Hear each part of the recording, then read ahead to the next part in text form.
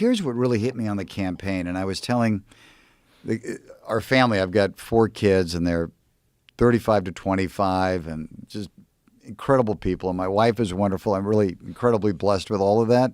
I was so worried when I decided to run for mayor, the impact on the family, right? A little bit scary, high profile, all these kind of things.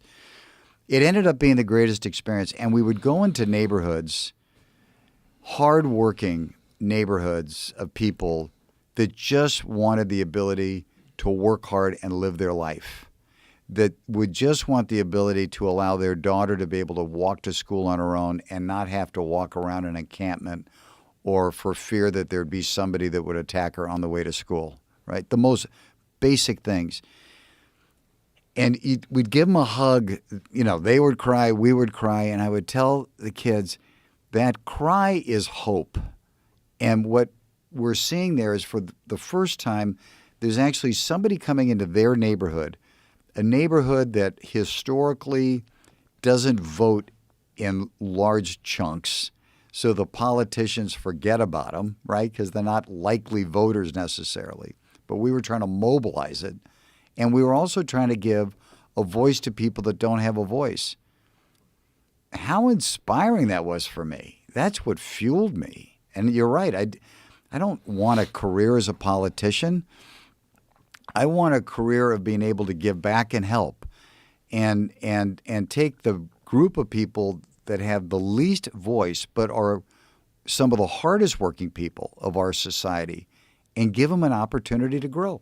That was my grandfather as an immigrant, as a gardener. But he had the opportunity to raise his family where he didn't have to worry about all this shit. It's just changed so much. So I believe we've got to get our elected officials. If we take people who are the hardest working, the dearest people that have the most impact because of crime, because of homelessness, because of being overly taxed, all of these kind of things, and we give them hope and a path forward, everybody benefits from it. Yeah. You start solving so many problems, Joe.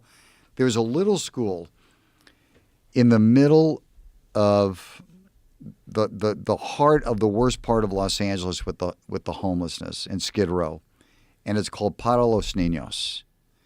And my wife and I have been supporting that school for over 30 years now. Outside the doors is the biggest sea of inhumanity of homeless people just strewn out on the street, drugged out, all terrible mental health conditions. You open that door, and it's beautiful and caring and loving. And this school that we support, there's a series of schools, takes in children from 6 months to 5 years old. The parents are all working parents, below the poverty line working parents. So they're working in the sweatshops, whatever the case may be. They're living down on Skid Row in apartments, 2 or 3 families in an apartment, working their tail off to just survive. And then to be able to get their child in this school that costs them nothing, it's fully supported. Those are the dearest, sweetest children in the world. We love going down there. Our kids have worked down there since they were little kids. We do a Christmas party for them.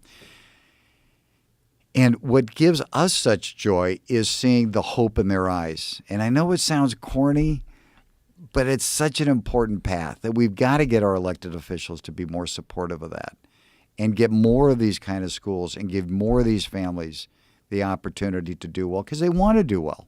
But the system is frankly against them. And that's what I wanted to change more than anything. Well, let's talk about that. This school, there's no reason why they should have to encounter that environment outside that school. You're right. There's no reason. This is not nuclear waste. This is not something that can't be cleaned up for 5 million years. We have to leave it alone. This is human beings. This is human devastation out there in the street. The fact that these kids have to encounter that, first of all, what does that do for your sense of hope and your future of the world? Like right. This is what you're seeing every day. Like you absorb that from your environment, the sadness and the devastation all around you, and you're seeing people with lost lives out in the street right in front of your school. When you're a young kid and you're a developing mind, and that's the environment that you encounter all the time, like that is gonna fuck your head up forever. Yeah, it's very tough. And then there's the question of the sweatshops. Like why How come people that work their tail off constantly have to live 3-4 families in an apartment? Like, what the hell's going on there? I agree. Yeah. But that's what I'm saying. That's what I think we got to start fixing. Yes. Right? And if you start fixing that, now, your point is right. These kids having to see that every day, they're being yelled at, by people as they're walking through the doors and all that. It's terrible. But thank God that school's there, because if that school wasn't there, They have nothing. they got nothing. Right. They're on the street.